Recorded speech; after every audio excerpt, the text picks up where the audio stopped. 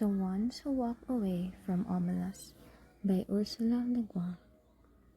With the clamor of bells that set a swallow soaring, the festival of summer came to the city of OMELAS, bright towered by the sea. The ringing of the boats in harbor sparkled with flags. In the streets, between houses with red roofs and painted walls, between old moss-grown gardens and under avenues of trees, past great parks and public buildings, processions moved. Some were decorous. Old people in long-sleeved robes of mauve and gray, grave master workmen, quiet married women carrying their babies and chatting as they walked. In other streets, the music beat faster, a shimmering of gong and tambourine, and the people went dancing. The procession was a dance. Children dodged in and out, their high calls rising like the swallows, crossing flights over the music and the singing. All the processions went towards the north side of the city, where on the great water meadow called the green fields, boys and girls, naked in the bright air, with mud-stained feet and ankles and long light arms, exercised the restive horses before the race. Their horses wore no gear at all but a halter without bit. Their manes were braided with streamers of silver, gold, and green. They flared their nostrils and pranced and boasted to one another. They were vastly excited, the horse being the only animal who has adopted their ceremonies as his own. Far off to the north and west, the mountains stood up, half encircling OMELAS on her bay. The air of morning was so clear that the snow still crowning the 18 peaks burned with white gold fire across the miles of sunlit air under the dark blue of the sky. There was just enough wind to make the banners that marked the race course snap and flutter now and then. In the silence of the broad green meadows, one could hear the music winding throughout the city streets, farther and nearer and ever approaching. A cheerful faint sweetness of the air from time to time trembled and gathered together and broke out into the great joyous clanging of the bells. Joyous! How is one to tell about joy? How to describe the citizens of OMELAS? They were not simple folk, you see, though they were happy. But we do not say the words of cheer much anymore. All smiles have been archaic. Given a description such as this one tends to make certain assumptions.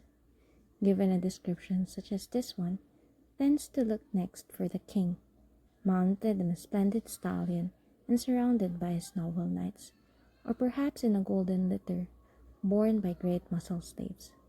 But there was no king. They did not use swords or keep slaves.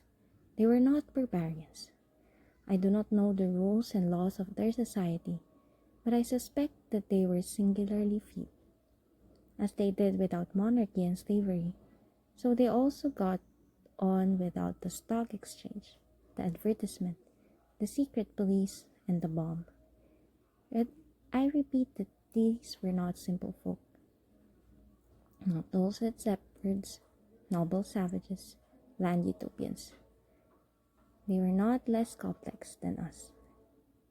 The trouble is that we have a bad habit, encouraged by pedants and sophisticates, of considering happiness as something rather stupid. Only pain is intellectual, only evil interesting. This is the treason of the artist, a refusal to admit the banality of evil and the terrible boredom of pain. If you can lick him, join him. If it hurts, repeat it. But to praise despair is to condemn delight. To embrace violence is to lose hold of everything else. We have almost lost hold. We can no longer describe a happy man, nor make any celebration of joy. How can I tell you about the people of OMELAS? They were not naive and happy children, though their children were in fact happy. They were mature, intelligent, passionate adults whose lives were not wretched. Oh, miracle! But I wish I could describe it better. I wish I could convince you. OMELAS sounds, in my words, like a city in a fairy tale, long ago and far away, once upon a time. Perhaps it would be best if you imagined it as your own fancy bits, assuming it will rise to the occasion, for certainly I cannot suit you all. For instance, how about technology? I think there would be no cars or helicopters in and above the streets. This follows from the fact that the people of Omelas are happy people. Happiness is based on a just discrimination of what is necessary, what is neither necessary or nor destructive, and what is destructive. In the middle category, however, that of the unnecessary but undestructive, that of comfort, luxury, exuberance, etc. They could perfectly well have central heating, subway trains, washing machines, and all kinds of marvelous devices not yet invented here. Floating light sources, fuelless power, a cure for the common cold. Or they could have none of that. It doesn't matter. As you like it. I incline to think that people from towns up and down the coast have been coming to Omelas during the last days before the festival on very fast little trains and double-deck trams, and that the train station of Omelas is actually the handsomest building in town, though plainer than the magnificent farmers market. But even granted trains, I fear that Omelas so far strikes some of you as goody-goody. Smiles, bells, parades, horses, blah. If so, please add an orgy. If an orgy would help, don't hesitate. Let us not, however, have temples from which issue beautiful new priests and priestesses already half in ecstasy and ready to copulate with any man or woman, lover or stranger, who desires union with the deep godhead of the blood, although that was my first idea. But really, it would be better not to have any temples in Omelas, at least not man temples. Religion, yes. Clergy, no. Surely the beautiful nudes can just wander about, offering themselves like divine souffles to the hunger of the needy and the rapture of the flesh. Let them join the processions. Let tambourines be struck above the copulations, and the glory of desire be proclaimed upon the gongs. And, a not unimportant point, let the offspring of these delightful rituals be beloved and looked after by all. One thing I know there is none of in Omelas is guilt. But what else should there be? I thought at first there were no drugs, but that is puritanical. For those who like it, the faint insistent sweetness of juice may perfume the ways of the city. Juice which first brings a great lightness and brilliance to the mind and limbs, and then after some hours of dreamy languor, and wonderful visions at last of the very arcane and inmost secrets of the universe, as well as exciting the pleasure of sex beyond all belief, and it is not habit-forming. For modest tastes, I think there ought to be beer. What else? What else belongs in a joyous city? The sense of victory, surely, the celebration of courage. But as we did without clergy, let us do without soldiers. The joy built upon successful slaughter is not the right kind of joy. It will not do. It is fearful and it is trivial. A boundless and generous contentment, a magnanimous triumph felt not against some outer enemy, but in communion with the finest and fairest in the souls of all men everywhere, and the splendor of the world's summer. This is what swells the hearts of the people of Omelas, and the victory they celebrate is that of life. I don't think many of them need to take drugs. Most of the processions have reached the green fields by now. A marvelous smell of cooking goes forth from the end and blue tents of the provisioners. The faces of small children are amiably sticky. In the benign gray beard of a man, a couple of crumbs of rich pastry are entangled. The youths and girls have mounted their horses and are beginning to group around the starting line of the course. An old woman, small, fat, and laughing, is passing out flowers from a basket, and tall young men wear her flowers in their shining hair. A child of 9 or 10 sits at the edge of the crowd alone, playing on a wooden flute. People pause to listen, and they smile, but they do not speak to him, for he never ceases playing and he never sees them. His dark eyes wholly wrapped in the sweet, soothing magic of the tune. He finishes and slowly lowers his hand holding the wooden flute. As if that little private silence were the signal, all at once a trumpet sounds from the pavilion near the starting line. Imperious, melancholy, piercing. The horses rear on their slender legs, and some of them neigh in answer. Sober-faced, the young riders stroke the horses' necks and soothe them, whispering, "Quiet, quiet, there, my beauty, my hope." They begin to form in rank along the starting line. The crowds along the service course are like a field of grass and flowers in the wind. The festival of summer has begun. Do you believe? Do you accept the set festival? The city? The joy? No? Then let me describe one more thing. In a basement, under one of the beautiful public buildings of OMELAS, or perhaps in the cellar of one of its spacious private homes, there is a room. It has one locked door and no window. A little light seeps in dustily between cracks in the boards, second-hand from a cobweb window somewhere across the cellar. In one corner of the little room, a couple of mops, with stiff, clotted, foul-smelling heads, stand near a rusty bucket. The floor is dirt, a little damp to the touch, as cellar dirt usually is. The room is about 3 paces long and 2 wide, a mere broom closet or disused tool room. In the room, a child is sitting. It could be a boy or a girl. It looks about 6, but actually is nearly 10. It is feeble-minded. Perhaps it was born defective, or perhaps it has become imbecile through fear, malnutrition, and neglect. It picks its nose and occasionally fumbles vaguely with its toes or genitals as it sits hunched in the corner, farthest from the bucket and the 2 mops. It is afraid of the mops. It finds them horrible. It shuts its eyes, but it knows the maps are still there, and the door is locked, and nobody will come.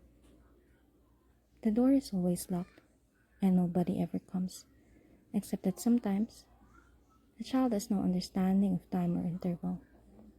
Sometimes the door rattles terribly and opens, and a person or several people are there. One of them may come in and kick the child to make it stand up. The others never come close, but peer in it with frightened, disgusted eyes. The food bowl and the water jug are hastily filled. The door is locked. The eyes disappear. The people at the door never say anything, but the child, who has not always lived in the tool room and can remember sunlight and its mother's voice, sometimes speaks. "I will be good," it says. "Please let me out. I will be good." They never answer. The child used to scream for help at night and cry a good deal, but now it only makes a kind of whining. Eh, uh, uh, eh, uh. And it speaks less and less often. It is so thin, there are no calves to its legs. Its belly protrudes. It lives on half bowl of cornmeal and grease a day. It is naked.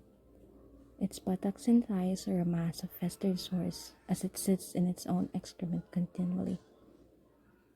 They all know it is there, all the people of OMELAS. Some of them have come to see it. Others are content merely to know it is there. They all know that it has to be there. Some of them understand why, and some do not. But they all understand that their happiness, the beauty of their city, the tenderness of their friendships, the health of their children, the wisdom of their scholars, the skill of their makers, even the abundance of their harvest, and the kindly weathers of their skies, depend wholly on this child's abominable mystery. This is usually explained to children when they are between 8 and 12, whenever they seem capable of understanding. And most of those who come to see the child are young people, though often enough an adult comes or comes back to see the child. No matter how well the matter has been explained to them, these young spectators are always shocked and sickened at the sight. They feel disgust, which they have thought themselves superior to. They feel anger, outrage, impotence despite all the explanations. They would like to do something for the child, but there's nothing that they can do.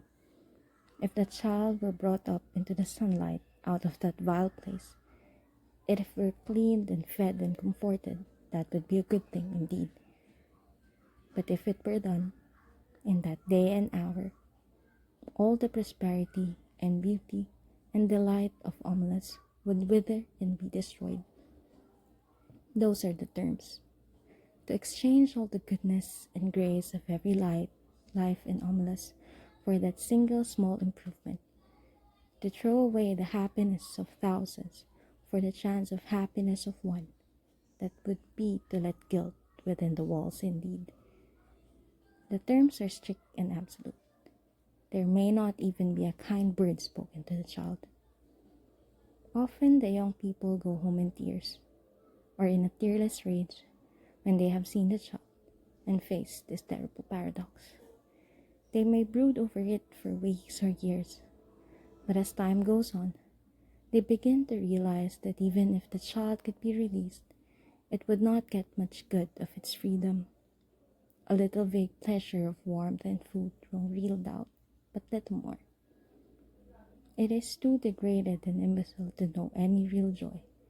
It has been afraid too long ever to be free of fear. Its habits are too uncouth for it to respond to humane treatment.